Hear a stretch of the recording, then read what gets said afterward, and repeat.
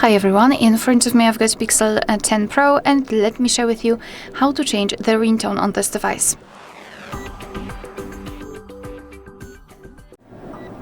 So let's begin with opening the settings, and here in this general list we have to scroll and find sound and vibration. Then let's scroll down to find this sound patterns, and here we've got the ringtone alert, so let's tap on it. And as you can see here, we've got some collections, some albums from which we can choose the ringtone from.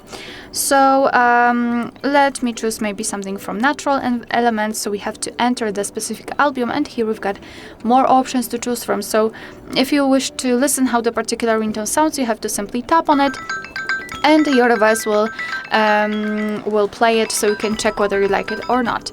So let's pretend I want this dewdrop to be set as my ringtone. So just make sure that it is marked and then tap on save. And as you can see, this ringtone, this ringtone is notified right here, which means that from now on our device will use the chosen ringtone to notify about the incoming call.